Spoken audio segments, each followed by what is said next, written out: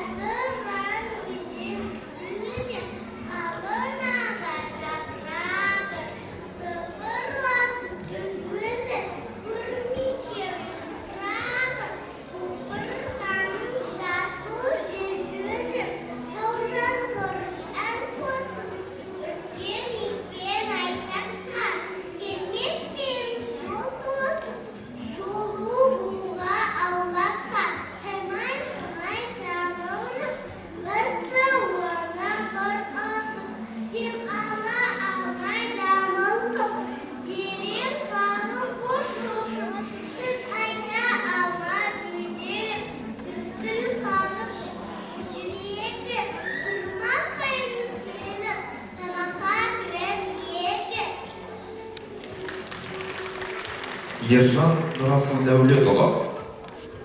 Сұр бұлт суы қаптайды аспан, күз болып дымқыл тұман жерді басқан.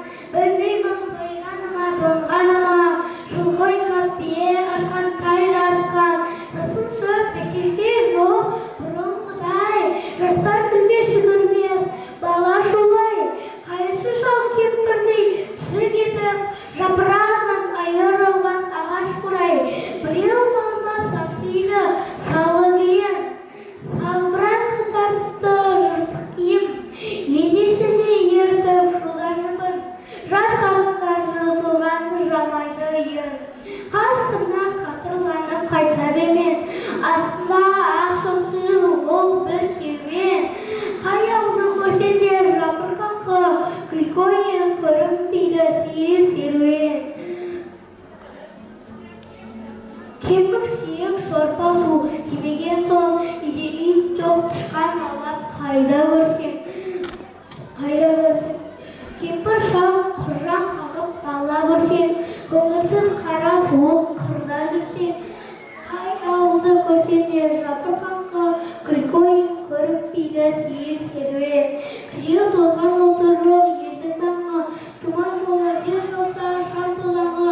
От жақпаған үйінің сұры қашып, сыстан қорқан қазақтың құрсын заңы. Ертай Раяна Берікқызы. Құлақтан кәріп бойдалар, жақсы ән мен тәтті күй. Көңілге дұры ой сар, әнді сүйсем мен шешей. Дүние ойдан шығады, өзін ұмытып, көңілімді доғады, жүріп ойды жылытып. Аңсаған шөлде су тапса, бас қоймаймын бастауға. Бірер тұртты яқ қақса, ой тоқтағаш жас қауа. Бір күйгізіп, сүйгізіп, ескі өмірді түргізер. Өмір толын күйгізіп, жоқты барғып жүргізер. Ескекте болады, құлағым ескі сыбырды. Есік қойған көң тұлады, түргіз өтен құрбылды. Жыр терін ойлаймын, өткен күннің боларын. Және шын деп ойлаймын, жұрттың жалған шуларын. Тағы себе бастаймын, күлге алдас құларға. Есім шығып қашпаймын, мен күшпеге қу барма. Әбдікәрім Айкөркем Жүрсінбекқызы. Өлең сөздің патшасы, сөз сарасы. Абай Құнанбаев. Өлең сөздің патшасы, сөз сарасы. Қиынынан қиыстырар ер данасы, тілге жеңіл жүрекке жылы тиіп, тектегі шумыр кесіп айналасы. Бөтен сөзбен болғанса сөз арасы, ол ақынның білімсіз бишарасы. Айтушы бер тыңдаушы, көбі надан, бұл жұрттың сөз сарасы бір парасы. Әуелі хаят хадис сөздің басы, қосарлы бәйет мысал келді арасы. Қисан мен қызықты, қос сөз көмеге Ешттің тұпауын қағылап асы, шуда жүр өлелер заң арасы. Бір сөзін қиыстыра, әр келген жүр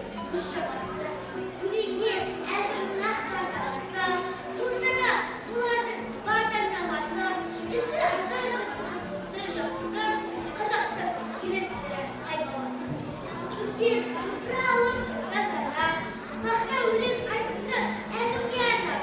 Әр елден мен қайыр тілеп кетірген сөз қатты. Жұмат Бекімай. Құлақтан кіріп ойналар, жақсы ән мен тәтті күй, көңілге түрлі ой салар, әнді сүйсең мен шын сүй. Дүние ойда шығады, өзімді өзім ұмытып, көңілім әнді ұғады, жүрегім бойды жылытып.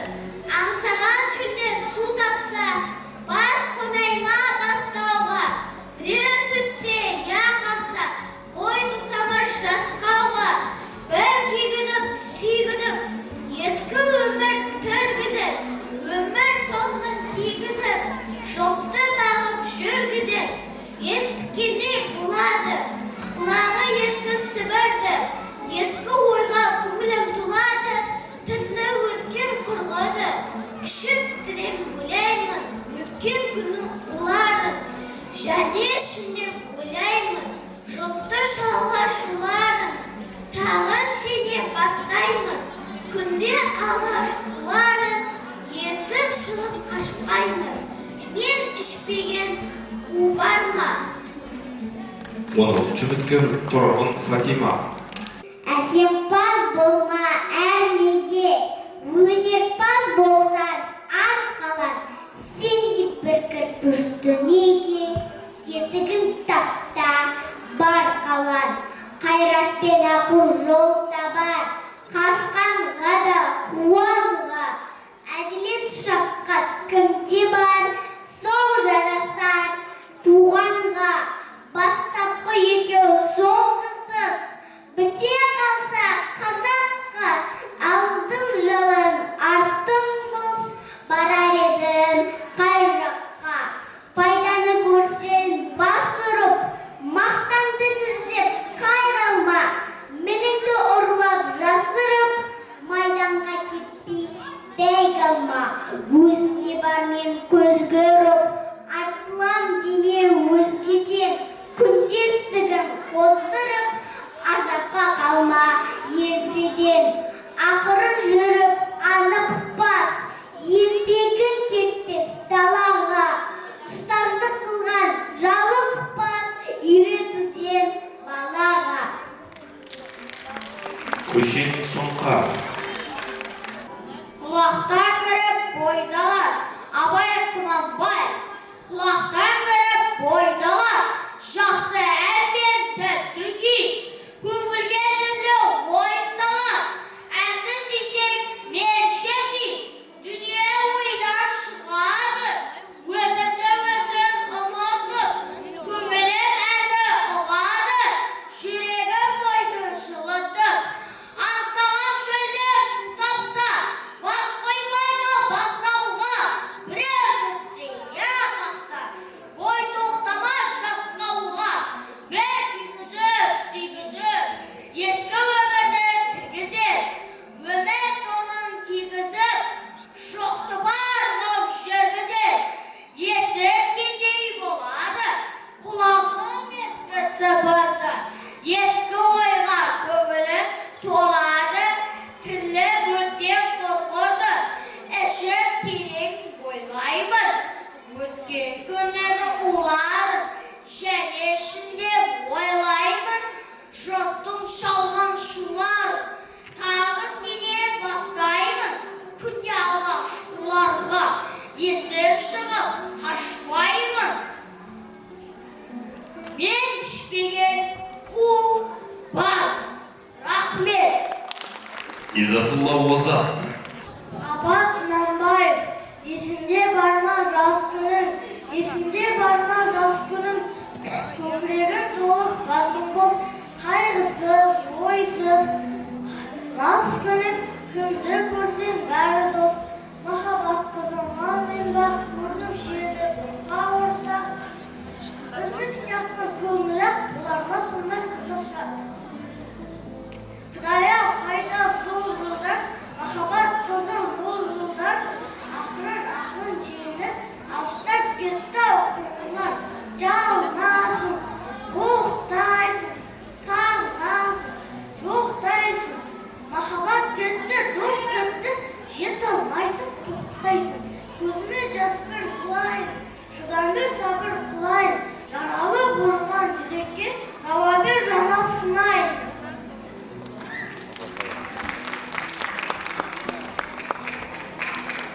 Абдулла Аяла. Абай Құнанбаев, жүрегім нені сезесің, жүрегім нені сезесің, сенен басқаша жоқ па, дүниені көңілім кезесің, түйада жоқ па, ой, тоқта, сезгеніңді сездіріп, жете алмадың ортаққа, тірі жаннан бездіріп, апарасың қай жаққа, ортақтық, таныштық, достық қой, оның қадірін кім білер, әркімге қылеу қостық қой, бәрі алдамшыл, саудагер, халықтың аты келе қой, я мақтауға, бұға бәр зері қой, бәр жайсыз тоқтауға, досты қайдан табасың, теңдершеді адам жоқ, әрі бері шабасың, жалғыздықтан жаман жоқ. Ақыл айтсам біреуге, ішіңе бүліп, ұялмас ақыл тілеуге, бермесең қалар көңілім. Ақы беріп тыңдатқан, сөз көкейге қонар ма, құлан сатқан, тәңірі атқан, оңдыра ма, ona ма, күйесің жүрек, күйесің, күйгеннен не пайда, дүниеде нені сүйесің, бұның қайда, дос қайда? Қуанышбек Айзере. Абай Құнанбаев, ойға түстім, толғандым, өзімді қолға алдым, незіме көз салдым, тексеруге ойландым, өзіме өзім жақпадым, енді қайда сия алдым, қалап алған көп мінез, қалайша қылып тия алдым, ойдағымды санасам, тау тасынан аз емес, жүрегімді байқасам, ене дейін таза емес, ашып алып тастауға апаңдағым саз емес, бәрі болды өзімнен, тәңірім салам наз емес, осынша ақымақ болғаным, көрінгенге қызықтым, ғаділеттім, жүректім, әділеттім бұзыппын, ақыл менен, білімнен, әбден үміт үзіппін, айла менен амалды, еріректей тізіппін, талмау ұзай жаландап,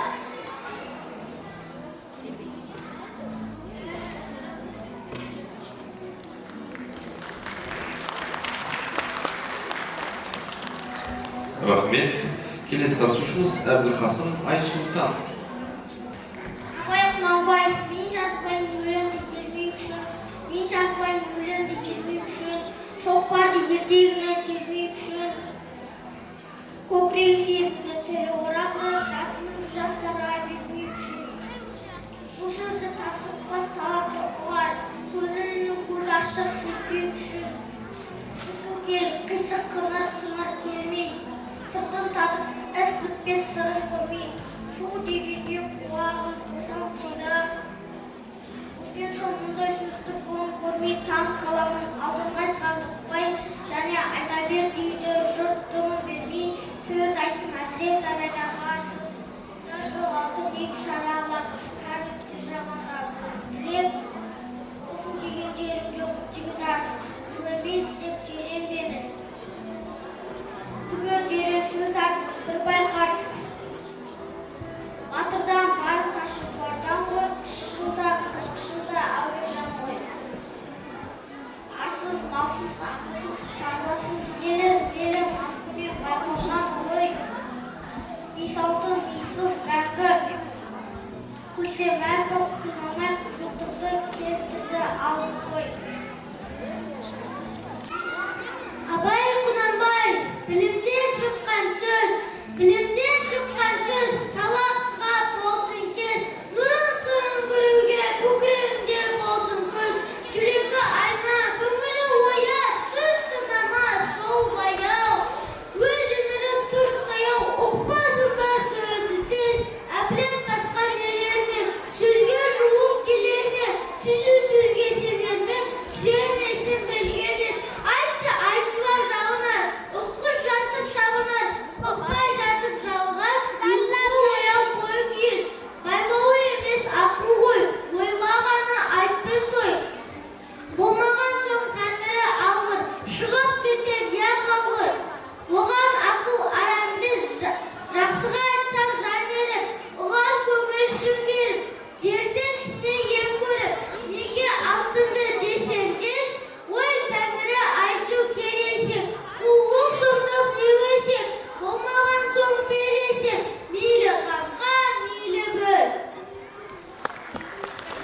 Тұяқбай Абдурахман.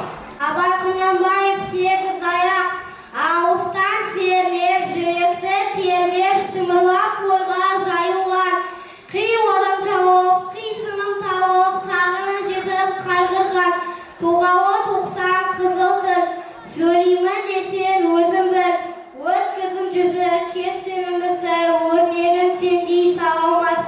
Білгенге маржан, білмеске арзан, адамдар бақыра алмас. Қиналма беке, тілмен жақ, көңілсіз қуақ ой болып. Басында мей жоқ, өзінде ой жоқ, күлкішкерде надаммын. Ойында қайрат, ойында көз, болмаған соң айтпа сөз. Қайнайды қанын, ашиды жанын, безерін көргенде. Жақсы. 25-ші үміткер Абдурахман Айзере. Абай Құнанбай, өзгеге көңіліп тоясың, өзгеге көңіліп тоясың, өлеңді қайтып қоясың. Оны айтқанда толғаны, іштегі дертті жоясың. Сайрада зарлы қызылдыр, қара көңілім оянсын, жыласын көзден жас ақсын, омырауын боясың. Қара басқан қаңғыған, қасынадан ел оғалсын, көкірегінде от бар, құлақ ойлы ер салсын. Тыңдамаса еш адам өз жүрегін толғансын, әр сөзіне қарасын, іштегі дертін қозғасын. Әуе десін қалқысын, от жауып боп шалқысын, жырлай-жырлай өлгенде артта абай сөз қалсын. Пайдасын көре тұра тексермедім, еш еркелсім түспеді уысыма, қолымды мезгілінен кешсермедім. Бұл мақрым қалмағыма күн жазауы, қолымды дөп желмесем өстермедім. Адамның бір қызығы бала деген, баланы оқытуды жеп көрмедім. Балымды медресеге білтеп бердім. Қызмет қылсын, шен алсын деп бермедім. Өзінде басқа шауып түске өрлесін, қадаққа қара сүтке дес бермедім. Еңбегімді біледім, еш адам жоқ, төбінде күн шіргенді теріс көрмедім. 27-ші үміткер Ким Макар Владиславович. Абай Құнанбаев, лето солнечная пора, тучных шелковых травах степь, от душистый цветок песта к полноводной реке аул. На кочевье пришел с утра, слышно ржание коней в траве, как в лесу их найдешь на дороге, тяжко дышащих кобылиц. Вот узги, как загнал пастух, перед хвостами они себя отгоняют до кучи ему, матерям жить дают. Или скачет, резвясь вокруг, стаю уток или пяти, осеняя крыльями лук. Абай Құнанбаев, bright moon in a quiet night. On a quiet night the moon is bright. It's light, it's shining on the stream. The wind sleeps, the world is still. The river flows, it laughs, it sings. The trees are whispering, soft and low. The trees are talking to the wind. The fields are green, the earth is wide, and all the world is fresh and kind. Исламбекова Аружан Марленовна. Көзімнің қарасы, көңілімнің сынысы, бүкпейді үрсігі, ғашықтың жарасы, қазақтың данасы, жасы үлкен рахасы, адамның баласы, жасы шіркін-ай, ән күдірет, ән сезім, онда ой бар, жүрек сыры бар. Нұрмагомедова Ариса Нұрмановна. Абай Құнанбаев, әсембас болма әнеге, әсембас болма әнеге, өнербас болсан атқала, жерде бір көп үстіндеге, кетіңді апта бір қала, қайрат пен ақыл жолда бар, қасқанға да қуғанға, әдірет шапқан кімде бар, сол салсау туғанға, бастапқы екеу соңғы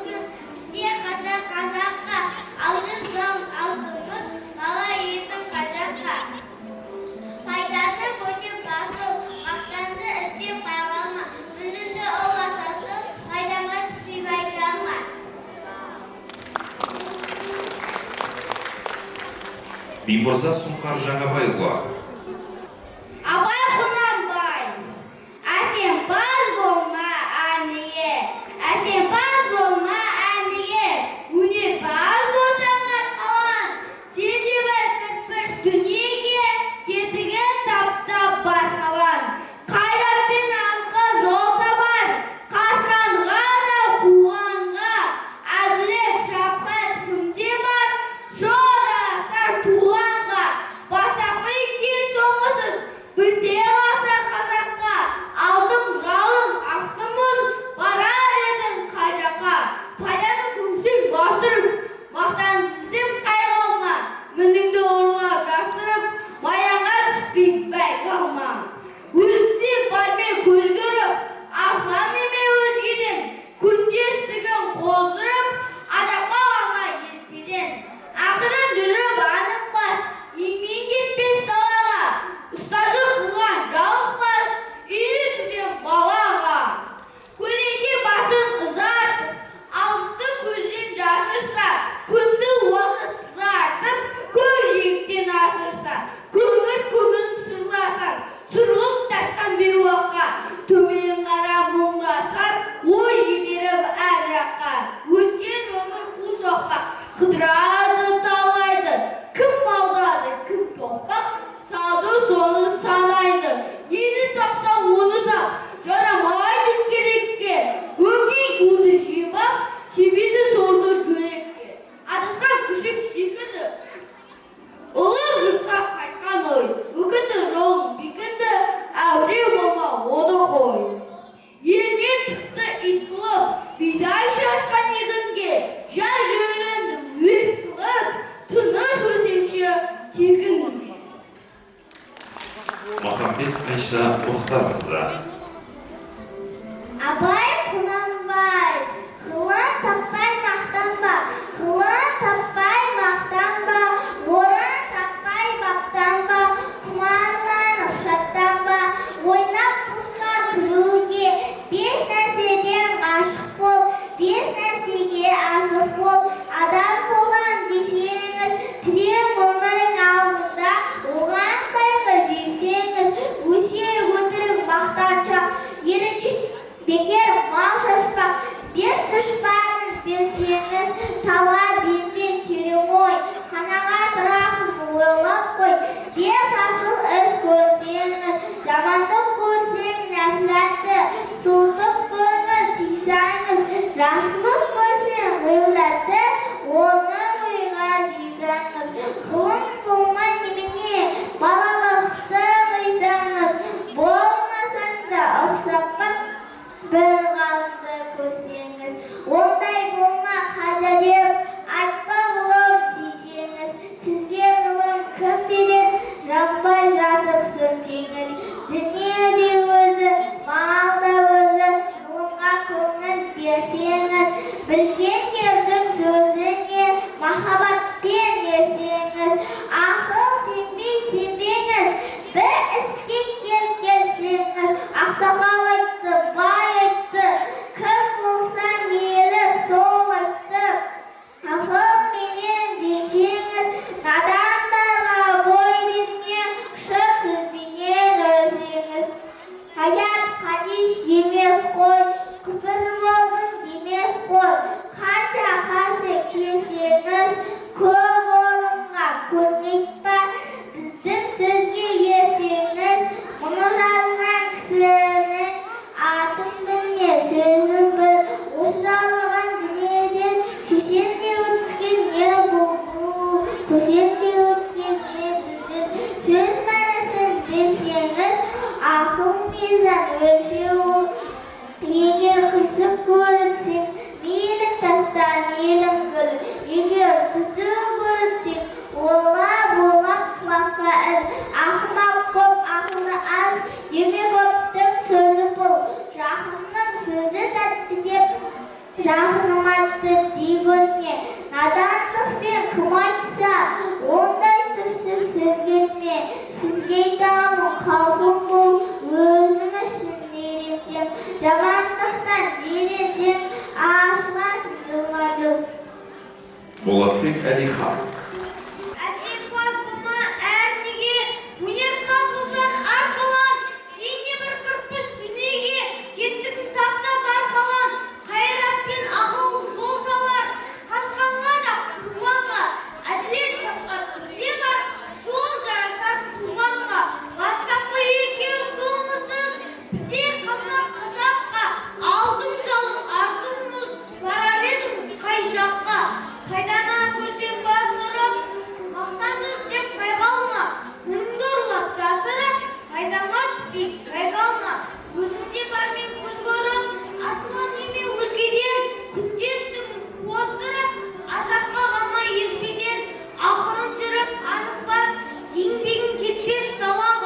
ұстаздық қылған жалықпас үйреткен балаға. Амирхан Айсулу. Ақ киімді де сақалды, соқырын қалтасына сірі шалды. Үсті басы ақ қарауыл, түсі суық, басқа тері сығырып келіп қалды. Демалсы үскірік аязбен қар, кәрі құдам қыс келіп әлек салды. Ұшпадай бір күн келіп, оқшы айтып, аязбенен қызарып ажарланды. Бұлттай қасы жауып, екі көзі басын сәлексе, қар жауып муазаны алды. Бұрадай бұрсар кетті, додан қалды, алты қанат ақ орда үй шайқалды. Өз көріп жүгірген жас балалар беті қолын бұзып үсік шалды.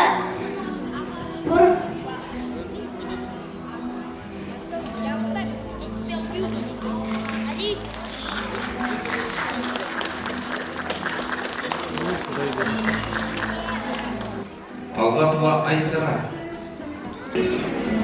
Абай Қонанбаев, шегірке мен құмырсқа. Шырылдау шегірке ішіп жүріп ән салған. Көңілді қуып гулайдап, пісікпен жүріп жазда алған. Жазды күні жапықты бірінде тамақ бірінде үй.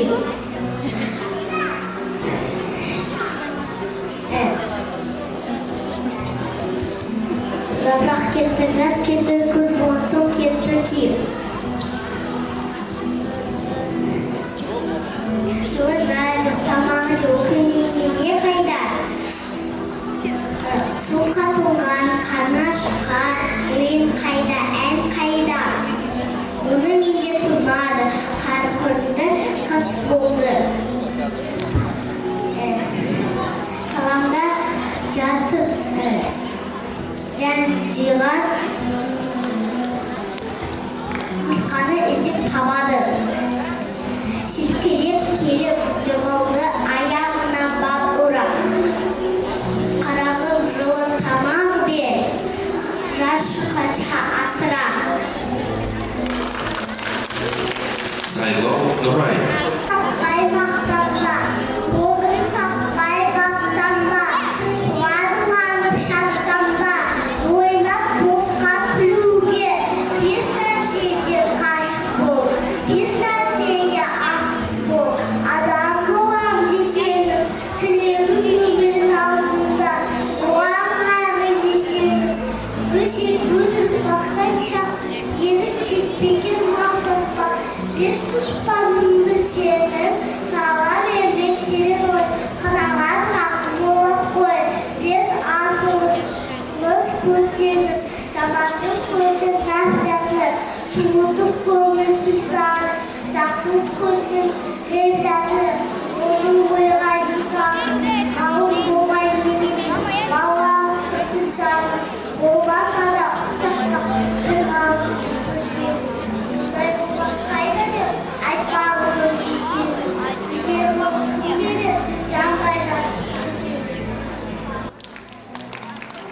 Мұхтар Аслан Досанұлы. Абай Құнанбаев, өлең сөздің патшасы, сөз саласы. Өлең сөздің патшасы, сөз саласы. Қиыннан қиыстырар ел данасы, тілге жеңіп, жүрекке жылы тиіп, тептегі шымыл кесіп айналасы. Бөтен сөзбен болғанса сөз аласы, ол ақынның білімсіз бейсанасы. Айтушымен тыңдаушы көрген адам, бұл жұрттың сөз танымас бір баласы. Әуелі қаят хадис сөздің басы, қосалы байып мысал келді аласы. Қисын мен қызықты болмаса сөз, неге айтсын байқанбаумен оны аласы. Сапарғали Айкөркем Нұрғалиқызы. Абай Құнанбаев сегіз-аяқ. Алыстан сермеп, жүректен тербеп, шымырлап бойға жайылған, қиуадан шауып қисынын тауып, тағы да жетіп қайырған. Толғауы 90 қызыл тіл, сөйлеймін десең өзің біл, өткірдің жүзі, кешенің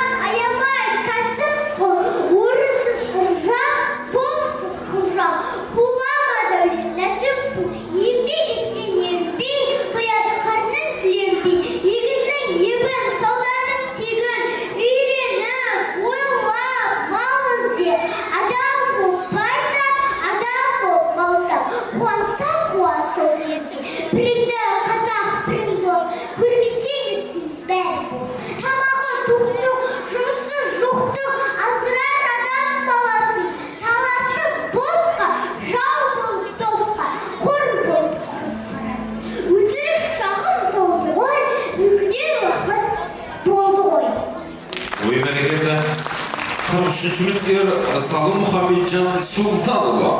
Абай Шынанбаев, өлең сөздің патшасы, сөз сарысы. Өлең сөздің патшасы, сөз сарысы. Қиыннан қиыстырар ер танысы. Тілге жеңіл жүрекке жылы теп, теп-тек жұмыр кесіп айналасы. Бөтен сөзден болғанша сөз арысы. Ол ақынның білімсіз бишарасы. Айтушы мен тыңдаушы, көбі надан. Бұл жұрттың сұрттармас бір парасы. Әуелаят хадис сөздің басы. Қосарды бәйтін сәлтер дарасы. Қайсының мен қызықты болмаса сөз. Неге айтсын пайғамбар мен оның аласы. Ешерттің ұмытпау оқыған ғұламасы. Мына жазбайыр зарын аласы. Бір сөздің бір сөзбен қиыстырар. Әрбірі кигені өз шамасы. Өлеңге әрсінің ақпар таласы. Сонда да солардың бар таңбасы. Шалықтың сырты күміс. Сөз жақсысын, қазықтың кестірі қайбаласы. Бұрынғы ескі видеоны жаңбырлап, мақалдап айтады бекер сөз қосарлап. Ақындары ақылсыз надан келіп, көп жерде өлеңді жолдан бармай. Қобыз бен домбыра алып топта сарнап, қобыз бен домбыра алып топта сарнап, нақты өлең айтып әр елден қайыршы қылып деп, өз елін байқап мақтар Құдай қарғап.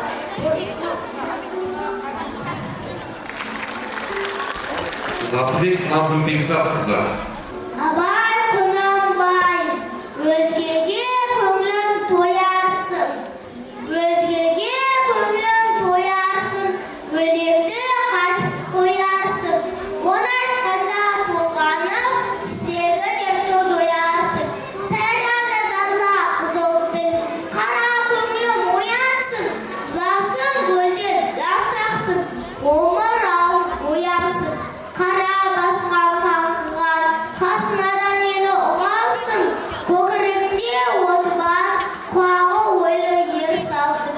Тыңдамаса ес адам, өз жүрегі толғансың, әр сөзіне қарасаң, істегі дертім қозғалсың. Әуелесің қалқысың, от жалын боп сарқысың, лай-зырлай өлгенде арттағыға сөз қалсың.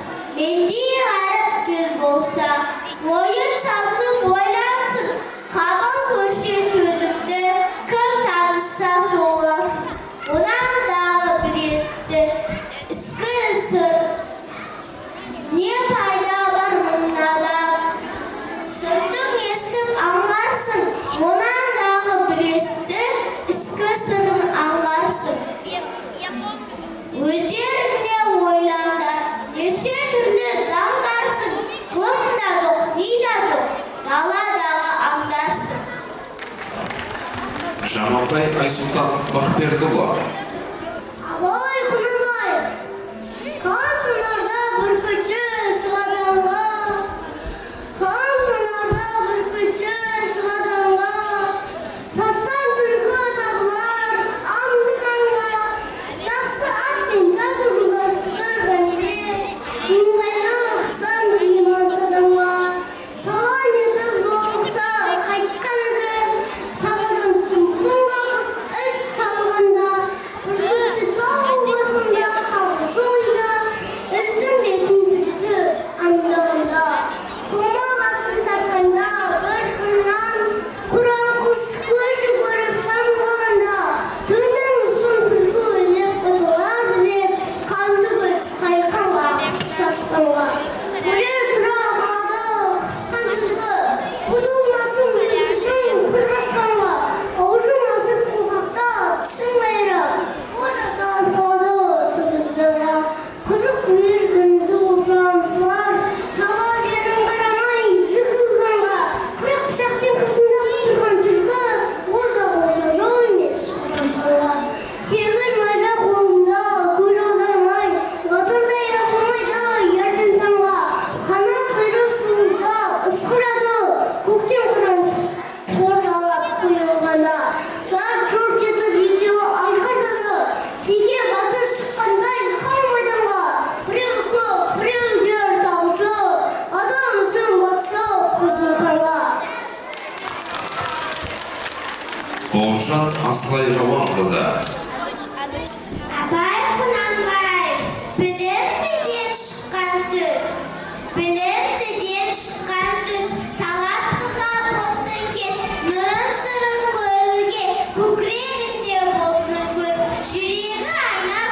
көңілі ояр, сөз тыңдамаса ол бояу, өзін ертіп таяу, ұспасын ба сөзді тез. Әбірет басқан елерме, сөзге жоқ келерме, түзу сөзге сенерме, түзелемесін білген ес. Айтшы, айтшылап, жалынар, ұққыш жансып шабынар, ұқпай жатып жалынған, ұйқылы ояу ой кез. Жас балада жеріс қой, байлаулы емес ақыл ой, ойлағаны айтпен той, ыржан құжат икменес, сұлу қыз бия батыр, болмаған соң тәңірі алыр, шығып кетер я қалыр, оған ақыл арам бес, жақсыға айтса жаны ер, ұғар көңіл шын беріп, дерттің ішіне ем көріп, неге алтынды десін жеріс. Қулық сұмдық не өсек, болмаған соң сөйлесеп, мейлі қамқа мейлі бөз. 47 жүктер Базарбай Жәнібек Нұрғанұлы. Абай Құнанбай, қалың елім қазағым, қайран жүрдім. Қалың елім қазағым, қайран жүрдім. Ұстай аузыма түстім ұртым, жақсы менен жаманды айырмадым. Бірі қан бірі май боп, енді екі ұрттым. Бет-бергенде шырайын сондай жасы, қайдан ғана бұлымды сатшы сыртын. Оқпайсың өз сөзінен басқа сөзді, аузы менен ораған өңке құртым. Өзімді кете алмай өз малымды, күндіз күлкім бұзылды, түнде ұйқым, көрсе қыздар келеді, байлауым жолым. Бір күн түртім етеді, бір күн біртім, бас-басына би болған өңке қайқым. Жақсы менен жаманды айырмадым. Өздеріне тізелете алмаймын, өз қолынан кеткен соң енді өз арқам.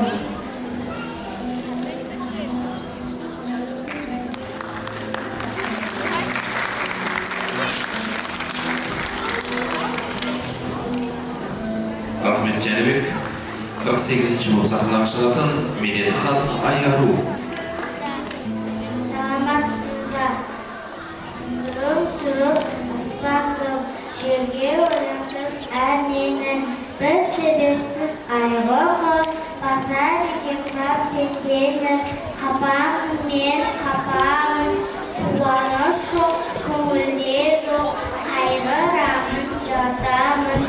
Нені іздейм өмірде, қайтты ма көңіл бетімнен? Яки бір қапыл қалды ма, өткен күнде өкінбе, әмір жоқ алдымда. Керімжан Әлимұран Бижанұлы. Ассалаумағалейкум. Аға Құнанбайұлы, сенбе жұртқа тұрса да қанша мақтап, сенбе жұртқа тұрса да қанша мақтап, әуретеді ішіне қулық сақтап, өзіне сен өзіңді алып шығар, еңбегімнен ақылын екі жақтап, өзіне сенгіштікпен әуре етпе, құмарбаз боп мақтанды қуып кетпе, жұртпен бірге өзіне қос алдасып, салтыңдар сағын қуған бойына етпе, қайғы келсе қарсы тұр, құлай берме, қазақ келсе қызықта ұмытпай берме, жүрегіне сүңгіре түбіңгіде, сорау тапқан шын асыл тастай көрме. Егемберді Ислам Нұрғалиұлы. Сабырсыз арсыз еріншек, көрсе қызар салмауыз, сорлы қазақ сол үшін, алты бақан алауы, өзін өзі күндейді, жақынын жалғанмын дейді. Ол арсыздық белгісі, ұят сынбай ойланбай, қой дегенде тіл алмай, іс қылмай ма ол кісі, бірақ секіріп шығам деп, бірақ ығып түсем деп, мертіге де жатады, орлықпен мақтанып, неге сауыл жауанды, сөйтіп Құдай аталды. Бұл нең десе біреуге, жоқ нәрсені сатады, құтылам деп ісінен, бәрі көріп істі, шығынға әбден батады. Бұл болмаса онысы, аудағы қонысы, алыстан жақтатады, қызмет қылып мал таппай, ғылым оқып ой таппай, күрейін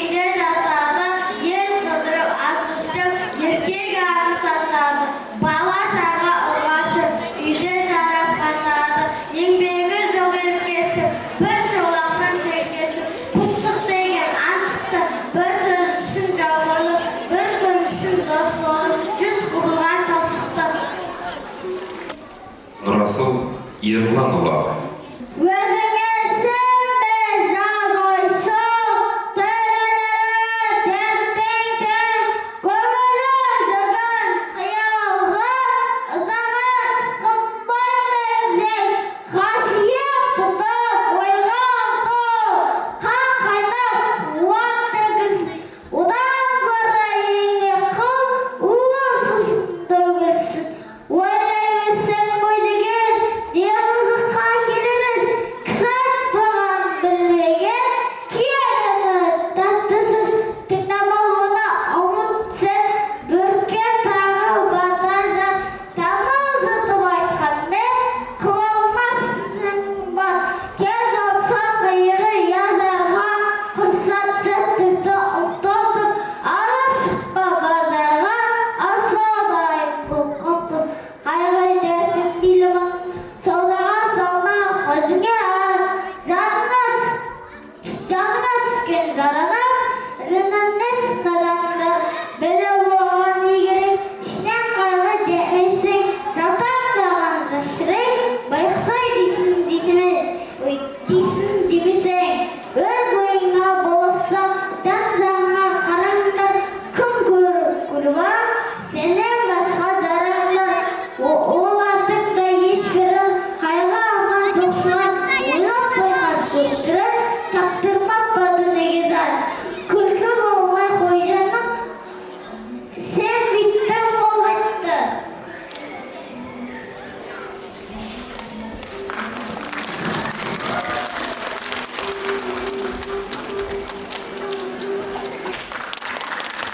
Келесі қатысушымыз Закирбаев Мардан. Абай Құнанбаев, ғылым таппай мақтанба, ғылым таппай мақтанба, орын таппай бақтанба, құмарлары шаттанба, ойнап босқа күлуге, бес нәрседен қашық бол, бес нәрсеге асық бол, адам болам десеңіз, терең өмірдің алдында, бұған қайғы жесеңіз, несек өтірік мақтаншақ, еріншек бекер мал шашпақ, бес дұшпан білсеңіз, талап еңбек терең ғой, қанағат рахым ойлап қой, бес асыл іс көнсеңіз. Қолдыбай Айсере Жомартқызы. Адам мектебі Қолдыбай Айсере Жомартқызы, Абай Құнанбаев бойы болған.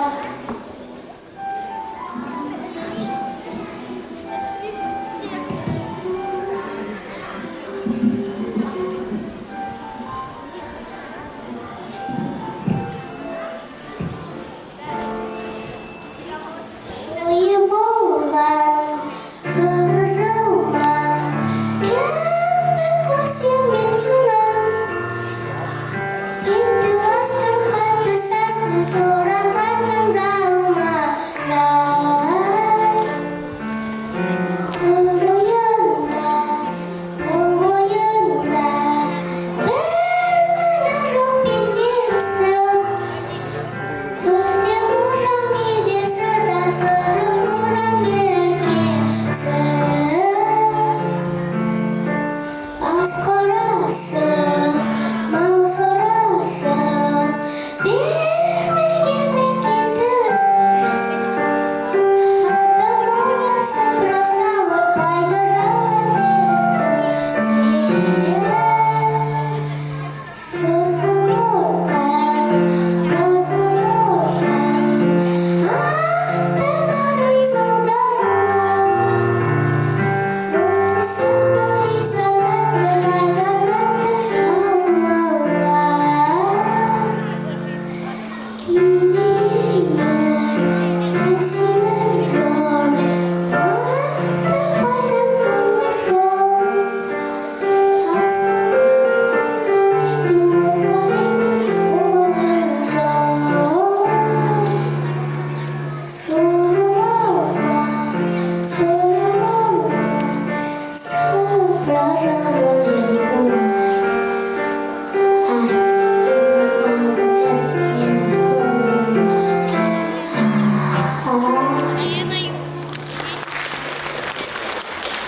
Оразбаев Әбілмансұр. Адам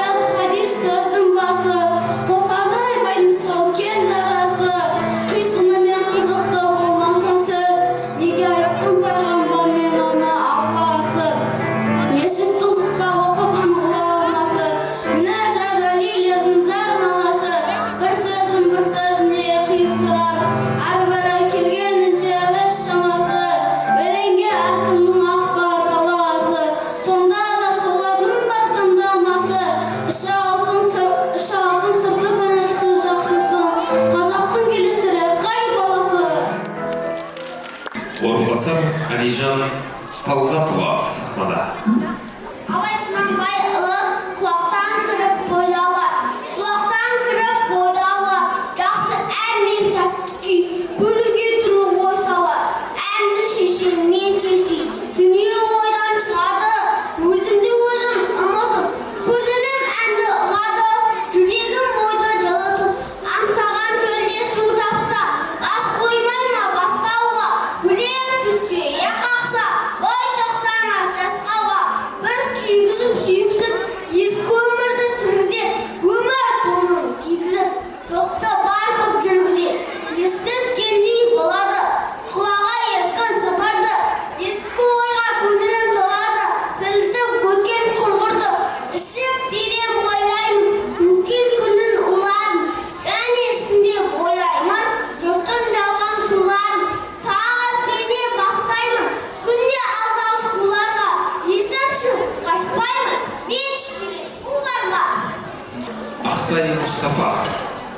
Сенбе жұртқа тұрса да қанша мақтап, әуре етеді ішіңе қуық сақтап, өзіңе сен үнді алып шығар, еңбегіңмен ақылын екі жақтап, өзіңді сенгіштікпен әуре етпе, мақтан боп мақтанды қуып кетпе, жұртпен бірге өзіңді қоса аласып, сапындап сақын қуа мұңна етпе, қайғы кесе қарсы тұрып қуай берме, қызық кесе қызықпа, оңдыққа ерме, жүрегіңде сүңгіде түпі көже, сонан тапқан шын асыл тастай көрме.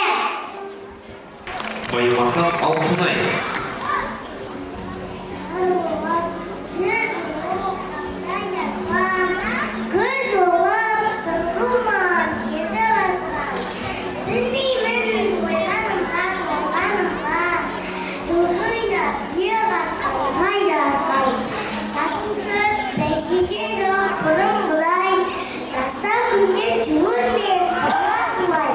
Қайырсыз сол кемпірдей түсіп етіп, жапырақ арғайылған аға солай. Юлаға сәпсейді сауыр ем, сауыр қадәрдікті жұрттық дейім. Еңдесінде едім шыда жібін, жас қанында жазылған талайды ем. Қастында қатаран қанша берген, астында ақшылы ол кермен. Қай ауылды көшенде жапыраққа, күлкі ойын көрінбейді сен жермен. Нұрғазы Тамирис Нұрғанат қызы шақырылады. Бүгін Тамиристің туған күні екен.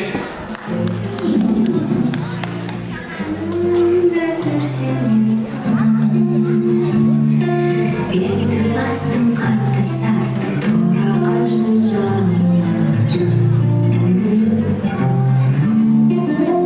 Ойы болған, сөзі шолған, кімді көрсем мен сонан, беті бастым, қатты састым, тұра қаштым жалма-жан.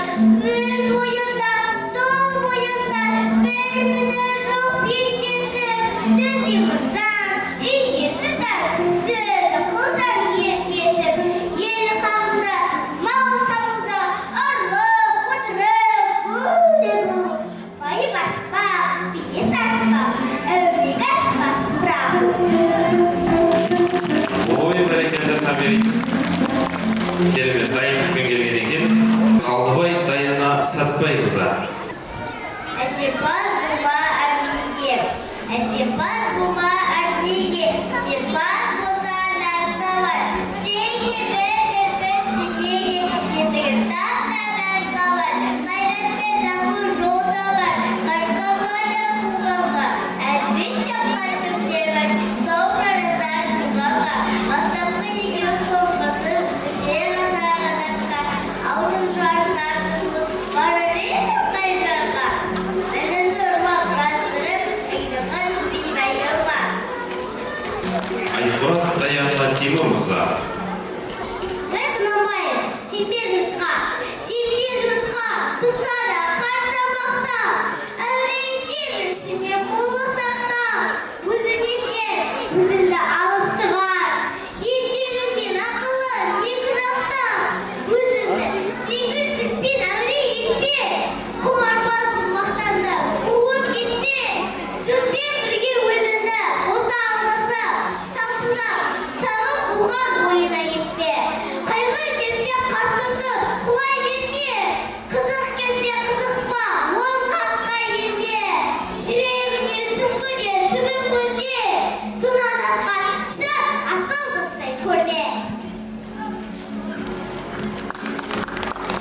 Елшуақ Ғазизқызы.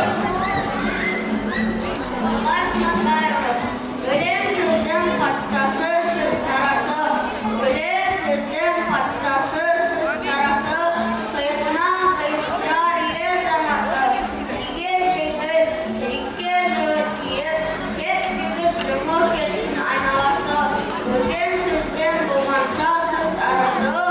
Ол ақынның білімсіз бишарасы. Айтушы мен тыңдаушы көп надан. Ол жұрттың сөз танымас бір парасы. Әуелі аяқ, хадис сөздің басы. Қосарлы байтымал пенде арасы. Қисынның қиысты болмаса сөз. Неге айтсын пайғамбар мен оны ағасы. Ешті құтбол туған құламасы. Нәжат уәли ердің зар нағасы. Бір сөзіне қиыстырар. Әрбірі келгенінше өз санасы. Неге әркімнің ақ бар қаласы. Сонда да солардың бар таңдамасы. Абай Құнанбаев жазғы түрі өнегі.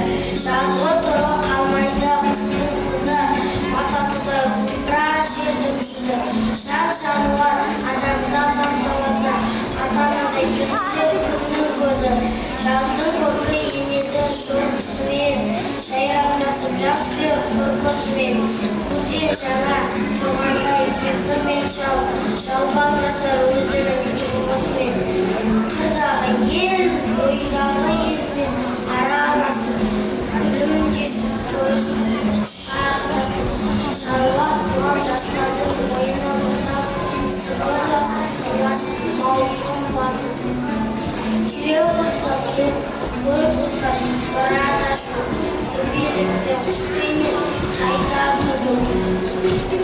Гүлмен ағаш майысып қарағанда, сыбдыр қағып ұранда ағады су.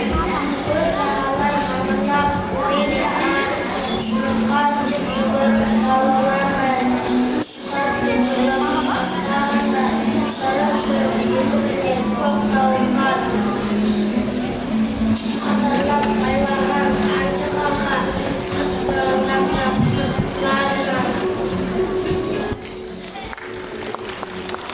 Ілес Айдария. Әжімпаз болған әңгімеге, өнерпаз болсан арқалан. Сендей бір кірпіш дүниеде, кетігін тапта бар қалан. Қайратпен ақыл жол табар, қашқанға да қуғанға, әділет шапқан кімде бар, сол жарасар туғанға. Бастапқы екеу соңғысыз біте қалса қазаққа, алдын жалын артымыз бара еді қай жаққа. Өзінде бармен көзге ұрып, артылан деме өзге де, күте есігі қоздырып, азапқа қалмай езбеден. Ақырын жүріп анықпас, еңбегің кетпес тамаға, ұстазы қылған жалықпас, үйрен бөтен балаға. Омарәліұлы Арнат. Абай Құнанбайұлы, бірінші қара сөз. Бол жасқа келгенде, жақсы өткізіп пе, жаман өткізіп пе, әйтеуір бір талай өмірімізді өткіздік. Алыстық, жолыстық, арыстық, тартыстық, әуешілікті көре-көре келдік. Енді жер ортасы сесқа келдік. Қарсылық, жақтық, қылып жүрген ісіміздің бәрінің баясызын, байлаусызын көрдік. Бәрі қосылған білдік. Ал енді қалған өмірімізді қайтып не қылып өткіземіз, соны таба алмай өзім де қайрамын. Ел бағу жоқ, елге бағлап жоқ, бағусыз дертке ұшырайды деген кісі бақпаса, не алматқа көңілі басылмаған тастап алғанын демесе бізді Құдай сақтасын. Мал бағу жоқ, баға алмаймын, балалар өздері керегінше өздері бағар. Енді қартағында қылығым өзім түгел көре алмайтұғын, ұрылығым тілімшіктен азығын бақып берем деп, қалған азықана өмірімді қорқырай жайым жоқ. Ғылым бағу жоқ, ғылым бағар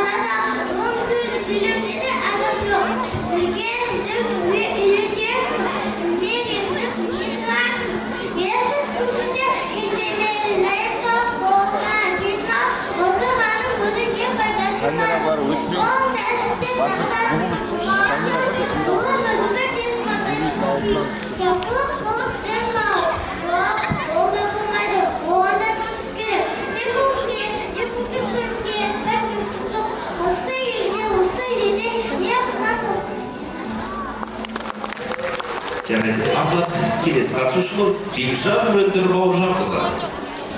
Халық таппай мақтанба, орын таппай баптанба, құмаранып шаттанба, ойнап босқа күлге, бер нәрсеге қашық бол, бер нәрсеге асық бол, адал бол десеңіз, біреуі өмірің алдында, оған қайғы десеңіз, өзі мақтанша, емшек бекем мал шашпа, бес дұшпанын білсеңіз, талап етпей терең ой, қанағат рахат ойлап қой, бес асыл іс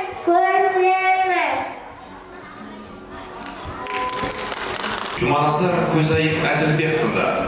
Абай Құнанбайұлы, қылып таппай мақтанба, орын таппай баптанба, құмарланып шаттанба, ойнап босқа күлуге, бір нәрседен қашық бол, бір нәрседен асық бол, адам болам десеңіз, тілеуің өмірің алдында, оған қайғы жетеңіз, өзі өтірік мақтанша, емтемекен мал шашпа, бес дұшпанын білсеңіз, талап етпей терең ой, қанағат рахат ойлап қой, бес асыл көрсеңіз. Доланов Бексұлтан Серікұлы. Абай Құнанбаев. Асепаз болма әнеге. Асепаз болма әнеге. Өнерпаз болсаң арқалан. Сен де бір кірпіштенеге кетігіп таптап арқалан. Қайрат пен ақыл жолда бар. Қашқанға да, қуғанға. Әділет жатпат кімде бар. Сол жарысар туғанға. Бастапқы екеуі соғыссыз. Біте қалса қазаққа. Алдың жауға артымыз. Барар елім қай жаққа. Пайданы көрсең бас ұрып, мақтан іздеп қайғалма. Мініңді ұрлап жасырып, айдынға түспей пайғалма. Өзіңде бармен көзге ұрып, артылам демеу өзгеден. Теңдес сүрін қоздырып, азапқа қалмай езбеден. Ақырын жүріп анықпас, еңбегің кетпес салаға. Ұстаздық қылған жалықпас. Үйретуден балама. Тұрсынқұл Шахнұр Олжасұлы. Ассалаумағалейкум. Қол Шахнұр, домбыраға қол соқпа, шымырып атып бір білеп. Жүрегім соқпа кел тоқта, жас келер көзге жүр-жүрлеп. Қайғылы көңілім қайдағы, бұрынғымды жаңғыртар, қайратты алып бойдағы. Басында қайғы қаңғыртар, есінде бар ма жас күнің, көкірегім толық басым бос, қайғысыз ойсыз мас күнің. Кімді көрсен бәрі дос, Құдай-ау қайда сол жылдар, махаббат қызық мол жылдар. Ақырын шегініп, алыстап кетті-ау құпылар. Асқар Нұрмұхаммед.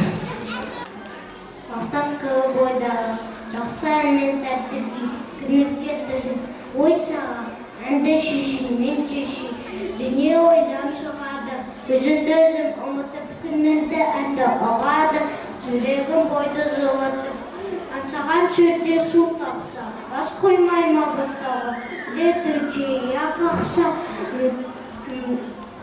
бор тоқтамаз асқаға, бұл кигізіп, шегізіп, ескі мұрдатты гізе, өмір тонын кигізіп, жоқтың бақытып жүргізер.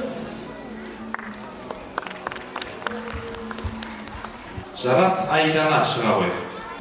Әсемпаз болма әмеге, немпаз болсам әм хабар. Сен де бір көпізді мереге, кетігіңді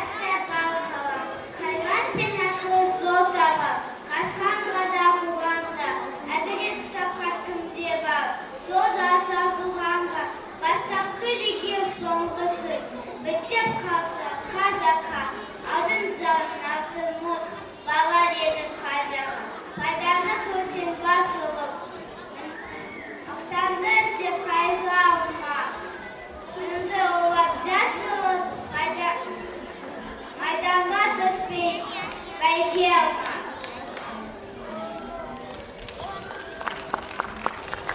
Аманбай заңға сахнаға шақырылады. Әсем паз болма әр неге, өнер паз болса арқалар. Сен де бір кірпіш дүниеге, кетігін тапта бар қалар. Қайрат пен ақыл жолда бар, қашқанға да қуғанға. Әділет шапқат кімде бар, сол жарасар туғанға. Бастапқы екен соңғысыз, бітер қалса қазаққа. Алған жалын артын мұз, барар едің қай жаққа.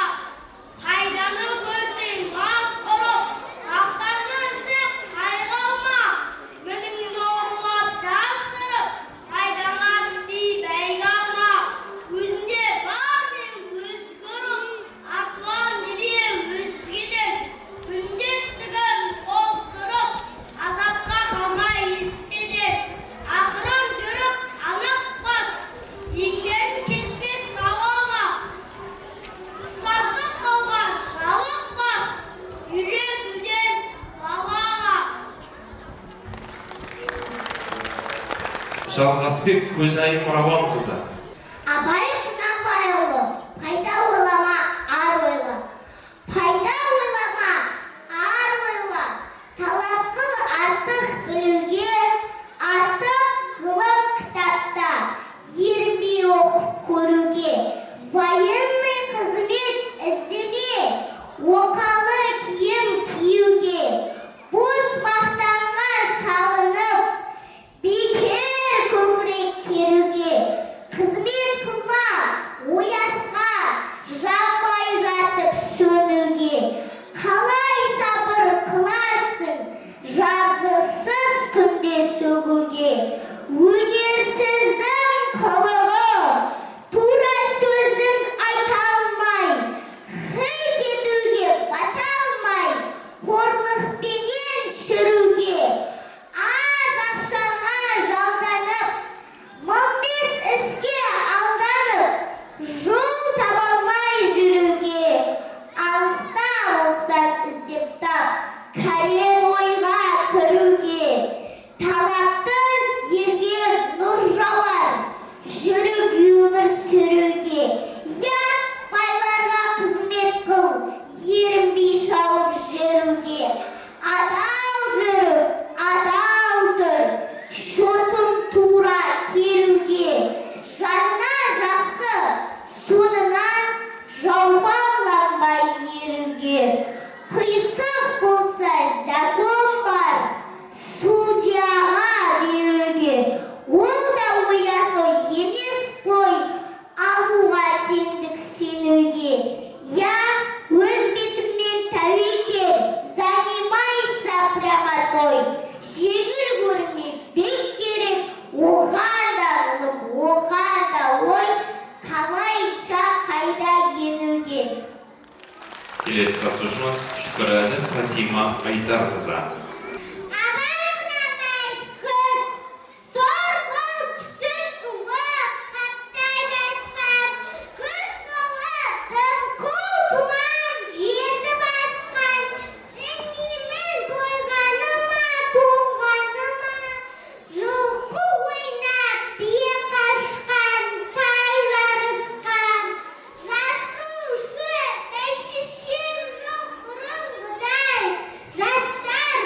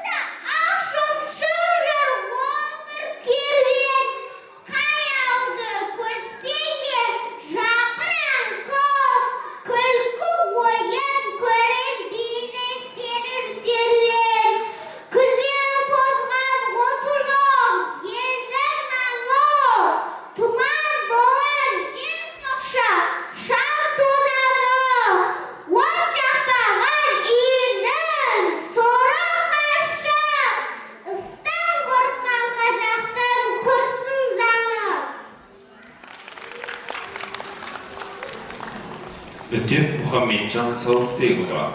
Әсемпаз болма әрнеге, әсемпаз болма әрнеге, өнерпаз болсаң әр қала.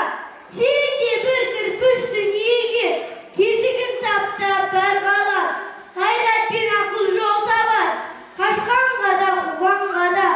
Әділет шапқат кімде бар, сол жарасар туғанға. Бастапқы екеу соңғысыз, біте қалса ғазапқа.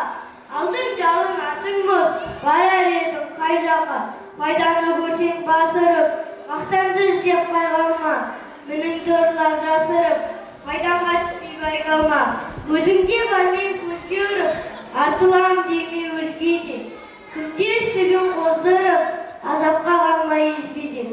Ақырын жүріп анықпас, еңбек кетпес далаға. Ұстаздық қылған жалықпас, үйретуден балаға.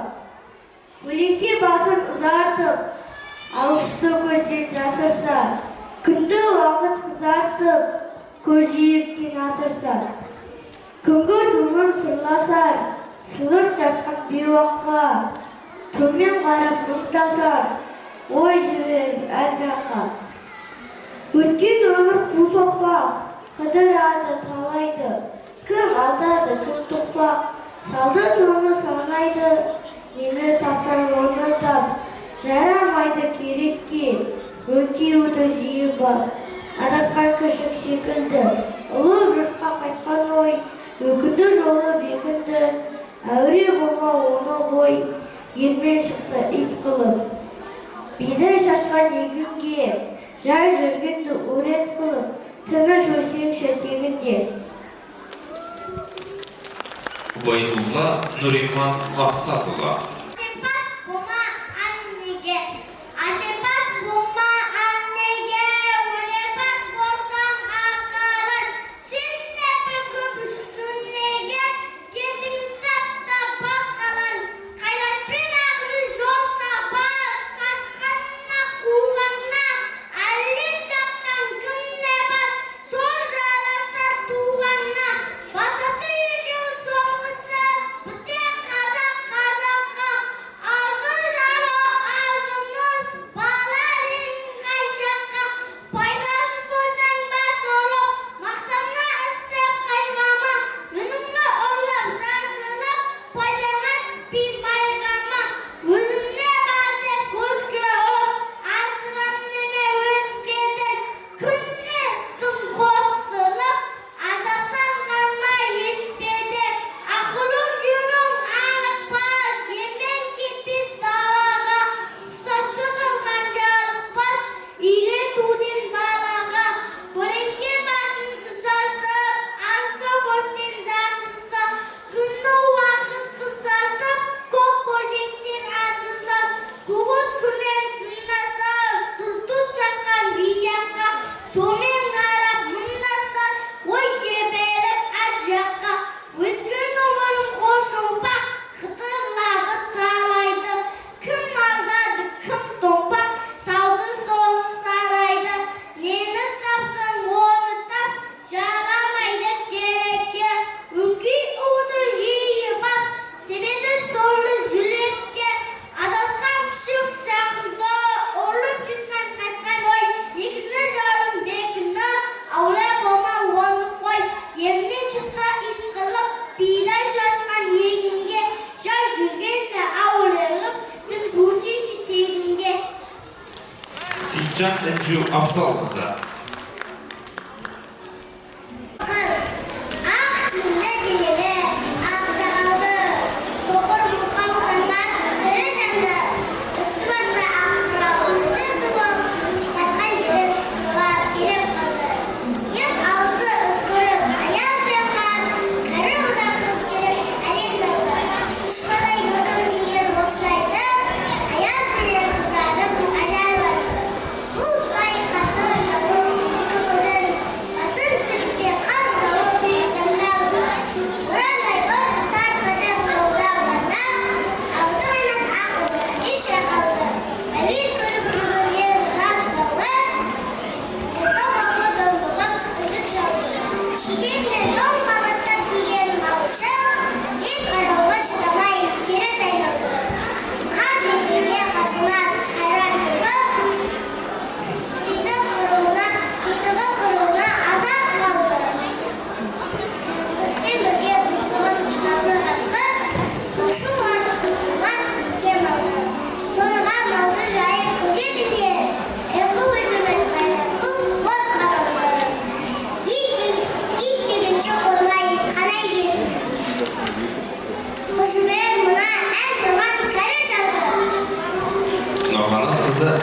қонақтары шақырылып. Қалың елім қазағым, қайран жұртым, ұстарасыз аузыма түсті мұртым.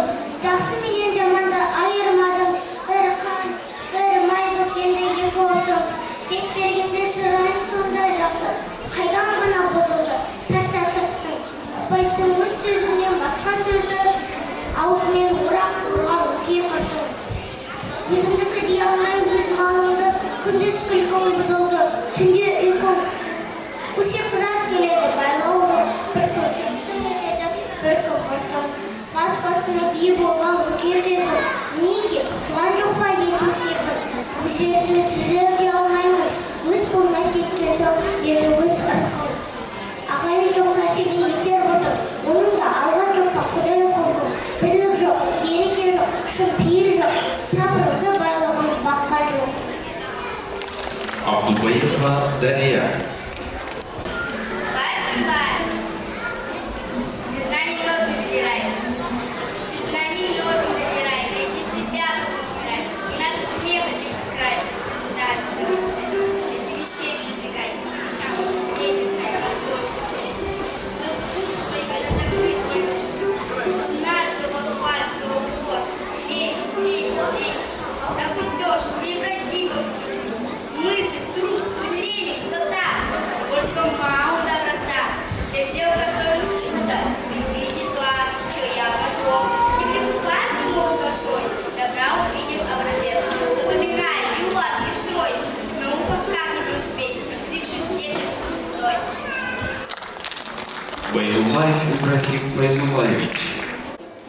Абай Кунанбаев, без знаний нос не задирай, без знаний нос не задирай, найди себя, потом играй, не надо смеха через край, ставь веселость это, пяти вещей ты избегай, пяти вещам сомнения знай, расходишь выйди в люди, все сбудется в твоей, когда так жизнь полюбишь, знай же, что похвальство ложь, лень, сплетни, деньги на кутеж, твои враги повсюду, мысль, труд, стремление, высота, довольство малым доброта, 5 дел, в которых чудо, при виде зла, что я обнажу, не прикупай к нему душой, добра увидев образец, запоминай его ты строй, наука как не преуспеть, простившись дерзостью пустой.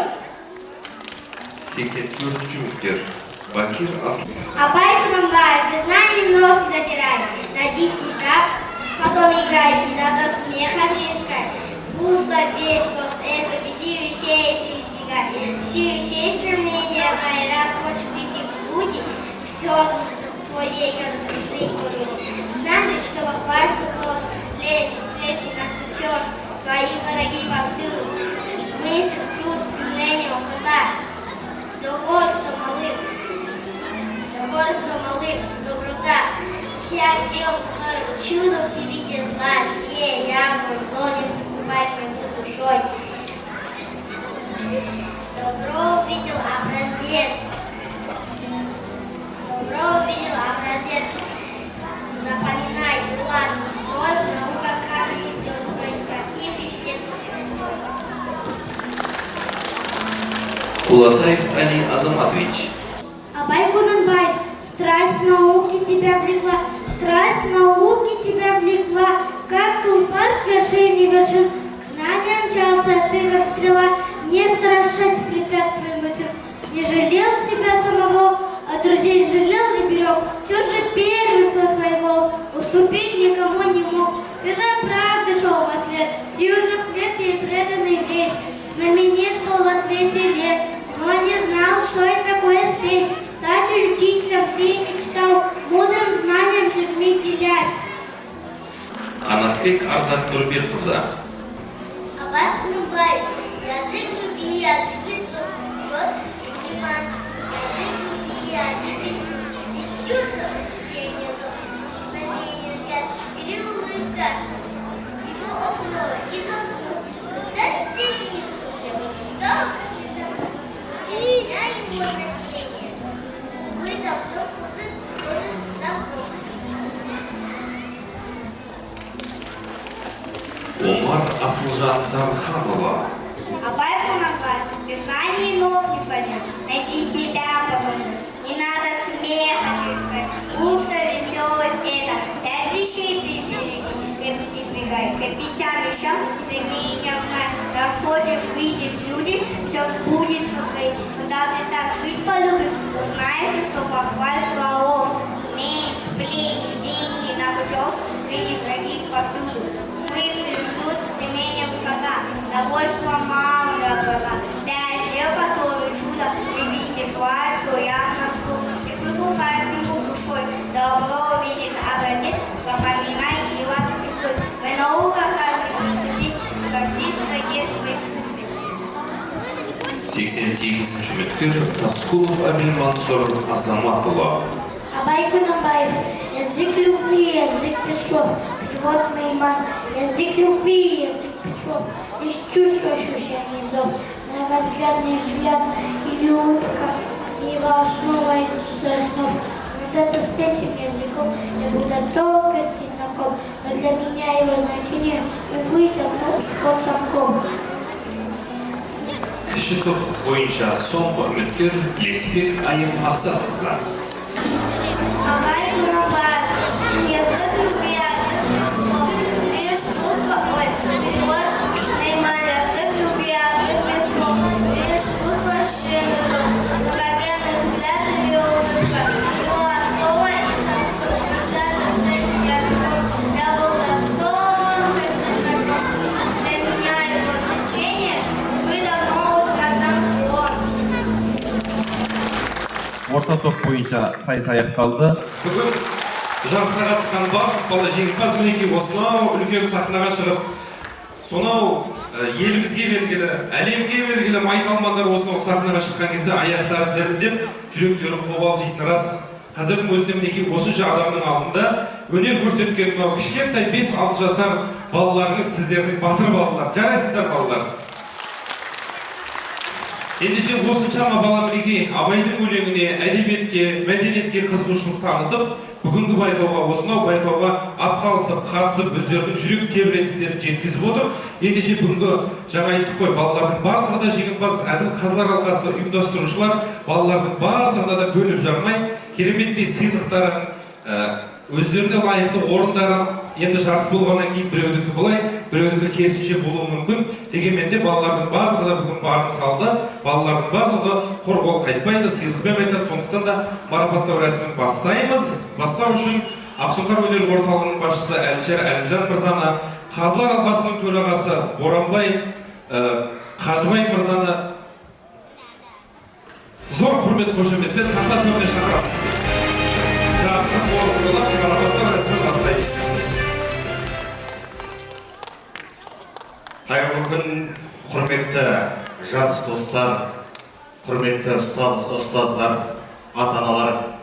Бүгін міне ұлы ақын, ойшыл Абай Құнанбайды ерте жастан балаларымыздың бойымызға дәріптеп жатқанымызда өте қатты қуанып отырмыз. Бірінші.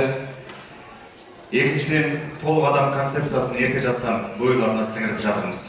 Жарыс болған соң мыңнан тұлпар, 100-ден жүйрік болатыны анық, бірақ барлығына жүлдені мүмкіндігінше теңдей бөліп беруге тырыстық.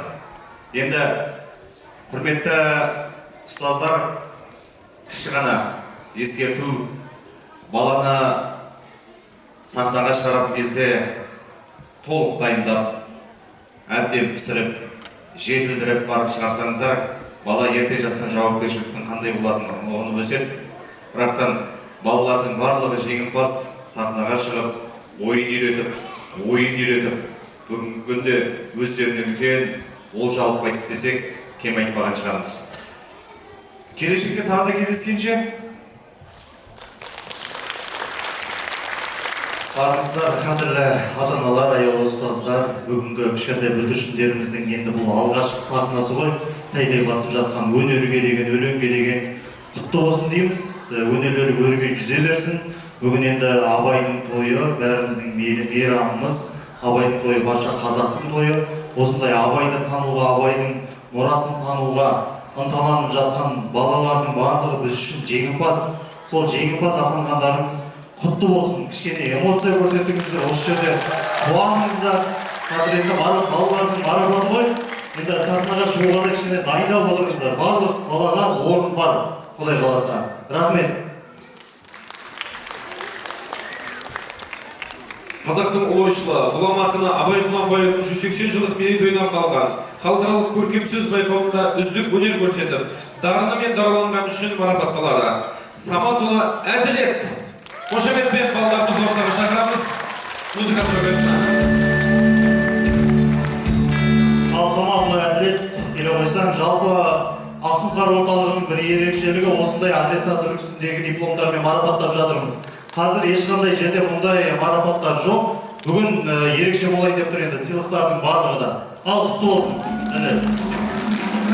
Қошеметпен балаларымыздың марапаттаймыз. Дәл осындай 3-ші орын дипломымен Қуанышбек Айзере марапатталады. Қуанышбек Айзере Абай оқулар байқауында ерекше өнерімен көзге түсіп өнерімен дараланған үшін Қуанышбек Айзере сахнаға шақырылады. Дәл осындай арнайы дипломмен, бағалы сыйлығымен Тұяқбай Абдурахман марапатталады. Және де қатысушыларымызға Алматы қаласында өтетін халықаралық Абай оқуларының келесі кезеңіне жолдама табысталады. Тұяқбай Абдурахман марапаттарыңыз құтты болсын.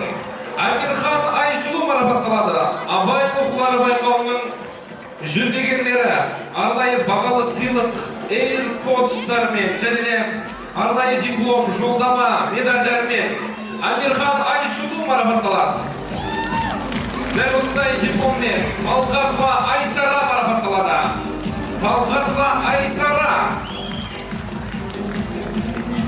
арнайы медальмен және Алматы қаласында өтетін байқауға жолдамасымен Медетхан Аяру сахна төріне зор құрмет қошеметпен Медетхан Аяру халықаралық көркем сөз байқауының жүлдегері Медетхан Аяруды сахнаға шақырамыз.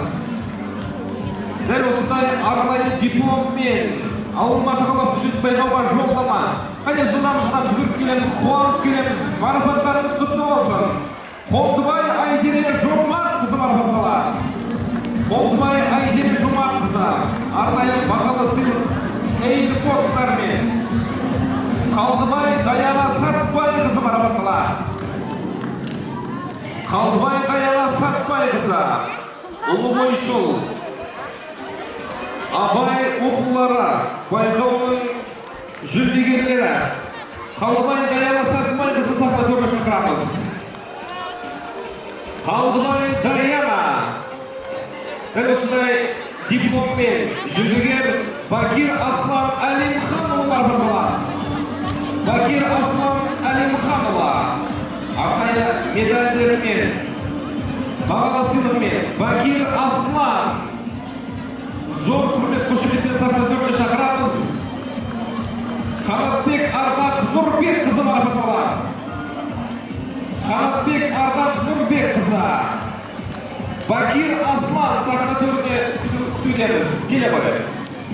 Сондай-ақ дәл осындай жүлдегер дипломмен Қанатбек Ардақ Нұрбекқызы. Қанатбек Ардақ бар екен, келіңіздер. Халықаралық көркем сөз байқауында ерекше өнермен дараланған үшін Қанатбек Ардақ сахна төріне шақырылады. Дәл осындай дипломмен Леспек Айын Мақсатқызы марапатталады. Леспек Айын Мақсатқызы халықаралық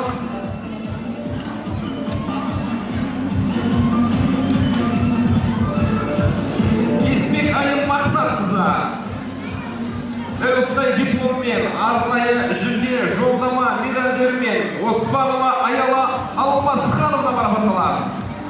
Оспанова Аяла Алмасхановна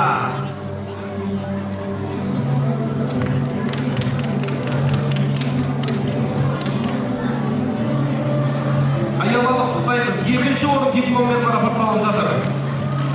Екінші орын дипломмен арнайы жолдама, бағалы сыйлықтармен Кенжебеков Нұрәли марапатталады. Кенжебеков Нұрәли бүгінгі байқауда ерекше өнермен дараланып көзге түскен үшін Кенжебеков Нұрәлиді сахна төріне шақырамыз.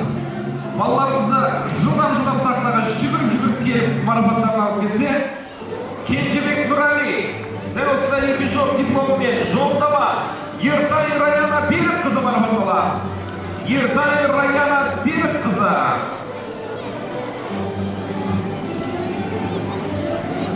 Ертай Раяна Ержан Расул Дәулетұлы марапатталады. Екінші орын дипломымен арнайы медаль жолдама AirPods пен Ержан Расул Дәулетұлы. Ержан Расул бар ма? Ержан Расул Дәулетұлы. Алиев Абдуллах марапатталады. Қазақтың ойшылы, ғұлама ақын Абай Құнанбайұлының өлеңдерін мәнерлеп оқу сайысында Алиев Абдуллах екінші орын дипломымен бағалы сыйлықпен марапатталады. Алиев Абдуллахты сахна төріне жіберсеңіздер. Абдуллах Алиев. Төребек Раяна Жандосқызы марапатталады. Төребек Раяна Жандосқызы екінші орын дипломымен және арнайы бағалы сыйлықтарымен Төребек Раяна Жандосқызы. Жұман Бегімай марапатталады. Алматы қаласында өтетін халықаралық Абай оқулар байқауына жолдама және екінші орын диплом медальдарымен Жұман Бегімай сахна төріне шақырылады. Жылдам музыка қойсаңыз. Екінші орын дипломмен Изатулла Озат марапатталады. Изатулла Озат Алматы қаласында өтетін халықаралық Абай оқулар байқауына жолдамамен бағалы сыйлықпен Изатулла Озат. Бүгін Озат шауып сақал өсіп істеді ме? Жарайсың. Келесі қатысушымыз Әбілқасым Айсұлтан. Екінші орын дипломымен балаларымызға қол соғып қошемет көрсетіп отырайық. Әбілқасым Айсұлтан бүгін үлкен сахнаға шығып өнерлерін паш еткен Мұратбек Аяла марапатталады. Мұратбек Аяла қошеметпен қарсы аламыз сахна төріне. Мінекей үлкен сахнаға алғашқы қадамдарын жасап, ерекше сыйлықпен марапатталып отыр балаларымыз. Щербакова Яна Алексеевна награждается за яркое выступление и проявленный талант. Щербакова Яна Алексеевна.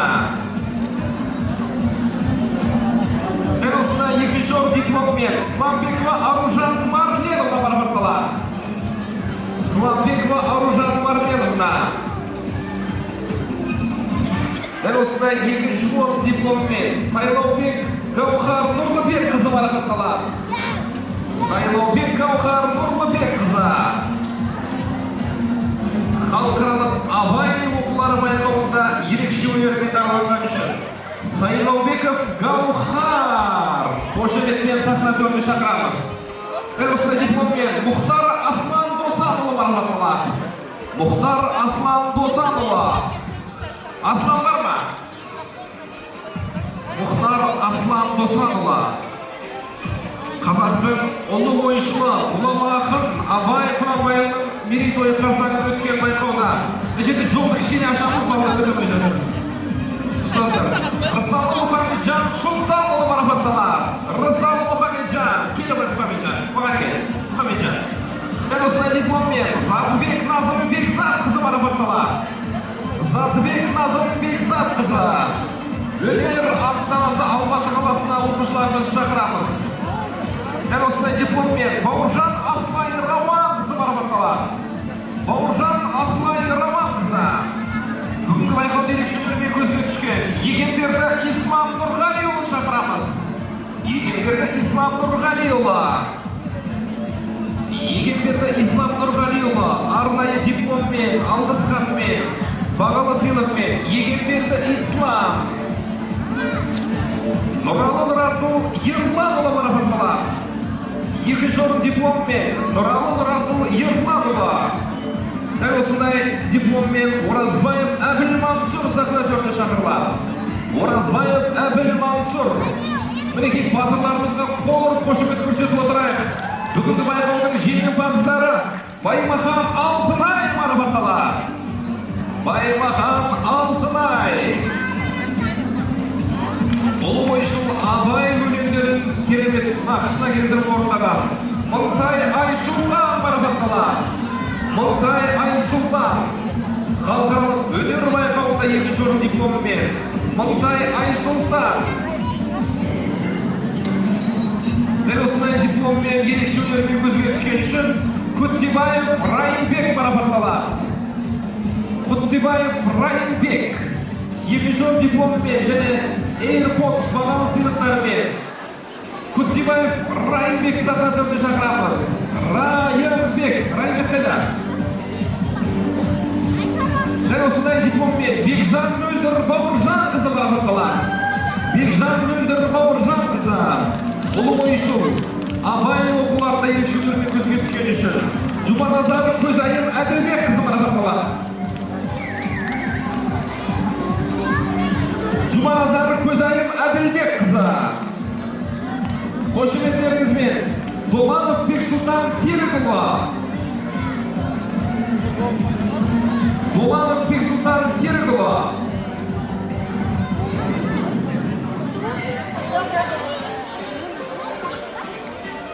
Дәл осындай екінші орын дипломымен Әбілда Ақназар марапатталады. Әбілда Ақназар Абай оқулар байқауының жүлдегерлері, қошеметтеріңіз жеңімпаздары Мансуров Хан марапатталады. Мансуров Хан.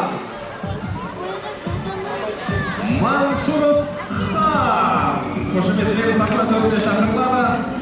Хан бар ма? Хан. Екінші орын дипломмен және бағалы сыйлығымен Жарас Айдана марапатталады. Жарас Айдана. Келе ғой. Балаларымызды қошеметпен шабыттандырып шақырайықшы ортаға мінекей. Утеп Мұхамеджан Сауытбекұлы марапатталады. Утеп Мұхамеджан Сауытбекұлы.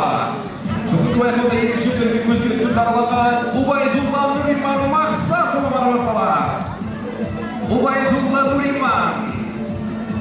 Дәл осындай арнайы дипломмен Сейтжан Элжу Абзалқызы марапатталады. Сейтжан Элжу Абзалқызы.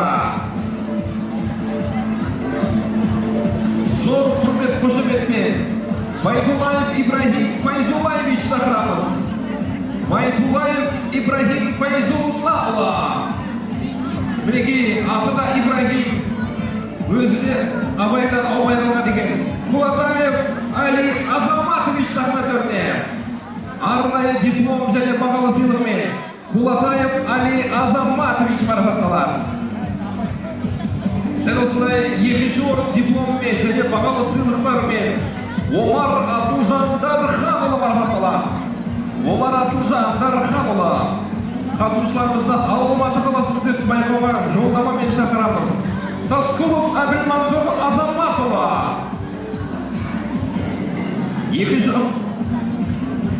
Бірінші орын дипломдарымен қошеметпен сахна төріне бірінші орын дипломдарымен және бағалы сыйлықтарымен Сайлау Нұрай марапатталады. Сайлау Нұрай. Бірінші орын дипломмен Жаманбай Айсұлтан Бақбердіұлы марапатталады. Айсұлтан келе ғой.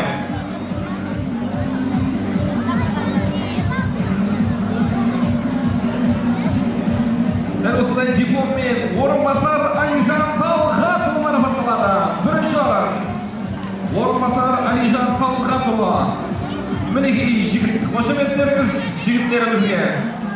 Көшен Сұңқар марапатталады. Көшен Сұңқар. Бүгінгі байқаудың жеңімпаздары. Сұңқарға қошемет, Сұңқарға.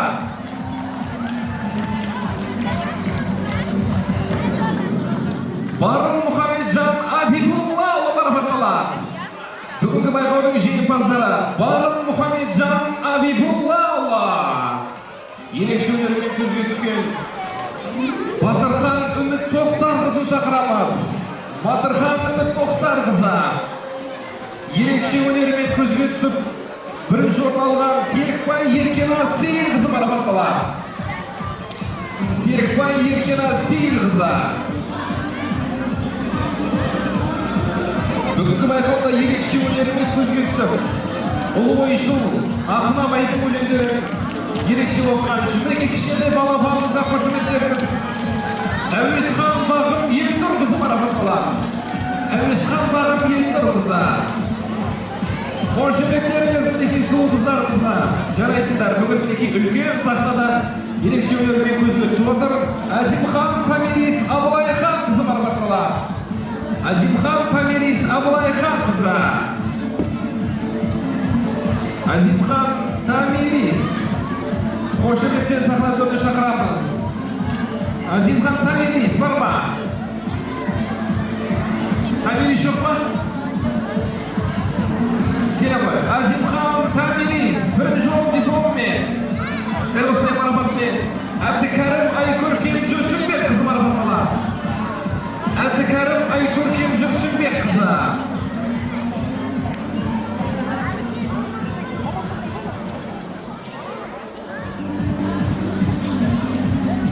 Дәл осындай бірінші орын дипломмен Абдулла Айала марапатталады. Ой, бәрекелді, қошеметтеріңіз Аялаға жарайсың. Өнерлеріңіз өрге жүрсін. Абдурахман Айзере марапатталады. Бірінші орын Аяла бекен, Аяла.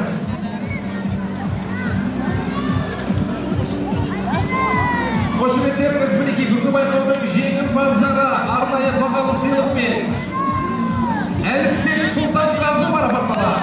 Әліпбек Сұлтанғазы Абай оқулары байқаудың бірінші орын иегерлері. Ким Макар Владиславович марапатталады. Награждается за первое место. За яркое выступление Ким Макар Владиславович. Көрерменнің сүйіктісіне айналған Макар Владиславович, қошеметтеріңіз. Ой, бәрекелді. Дәл осындай бірінші орын дипломмен Якубжанова Лейла Захитжановна марапатталады. Құрметті ұстаздар, сахнаны кішкене босатсам, ең соңында қазір суретке түсуге уақыт болады бізде.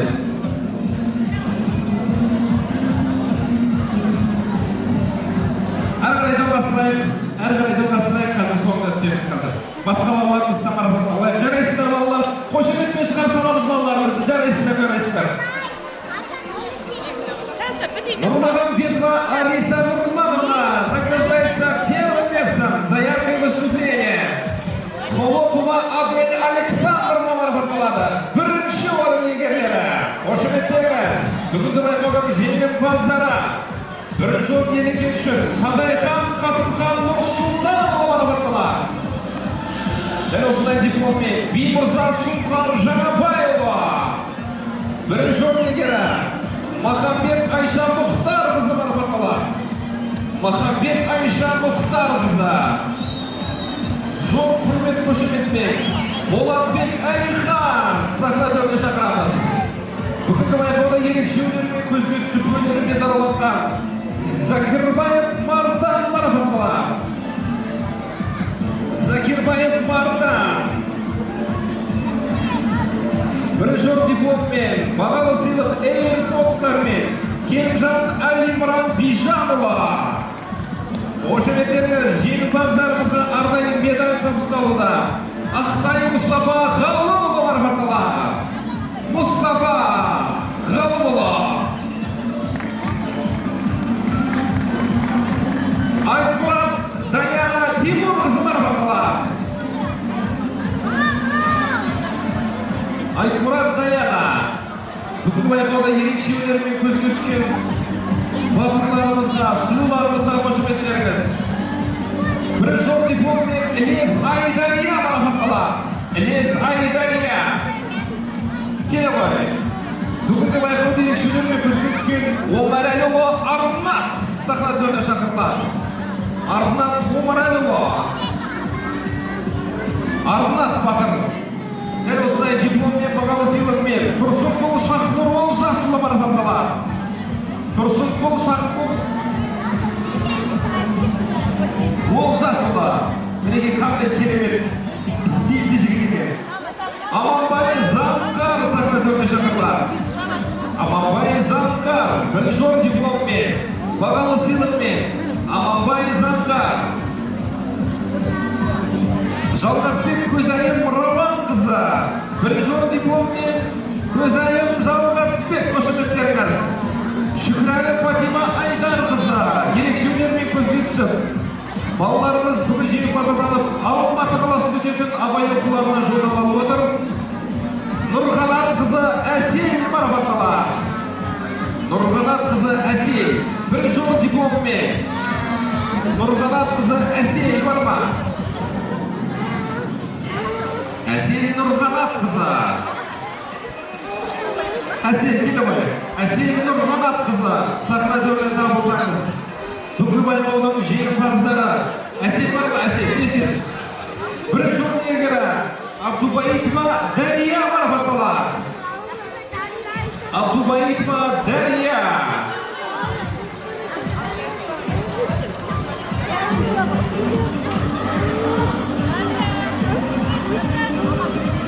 Жеңімпаздарымызға қол ұрып қошемет көрсетіп қойыңыздар.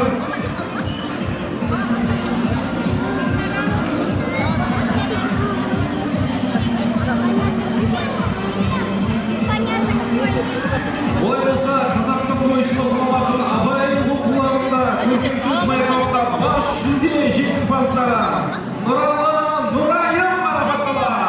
Бас жүлде арнайы кубок, статуэтка және қол сағаттары. Қол сағаттар не дейді ағылшынша? Смарт-вотч, смарт-часы, смарт-вотч, смарт сағаттарымен марапатталады. Бас жүлде иеленгені үшін Тұрғын Фатима марапатталады. Халықаралық абай оқулары байқауының бас жүлде иегерлері Сапарғали Айкөркем Нұрғалиқызы. Келе ғой Айкөркем. Бас жүлде иегерлеріне арнайы кубокпен және смарт сағаттармен марапатталады. Және Нұрғазы Тамирис Нұрғанатқызы бас жүлдемен марапатталады. Өте ерекше өлеңді түсініп оқуымен, мәнерімен көзге түскен оқушыларымыз. Олай болса, жеңімпаздарымызға марапаттарымыз құтты болсын дейміз. Құрмет, қошеметпен залға шығарып саламыз. Бас жүлде бірінші орын иегерлері. Бүгінгі байқауда жеңіске жеткен балапандарымызға қошемет қойыңыздар. Жарайсыздар балалар. Айтпақшыға Тамирistің туған күні деп мамалары, апалары айтып жатыр. Бүгін бас жүлде алып отырған Нұрғазы Тамиристі туған күнімен құттықтаймыз. Туған күнде тамаша сыйлық болды. Бүгін кешке ет асасыздар. Мені шақырасыздар. Әдене әзіл жеңімпаздарымызды құттықтаймыз. Балаларымыз талаптарына нұр жаусын. Қошеметпен өлең оқу бойынша жеңімпаз атанған балаларымызды шығарып саламыз. Көп-көп рахмет балалар. Өнер көрсеткен оқушыларымыз жалғастырады. Екінші орын дипломымен, ерекше өнерімен көзге түскен Түзелбай Селжан Алтайұлы марапатталады. Болсын. Екінші орын дипломымен Анар Алинұр Нұрғалиұлы марапатталады. Анар Алинұр Нұрғалиұлы.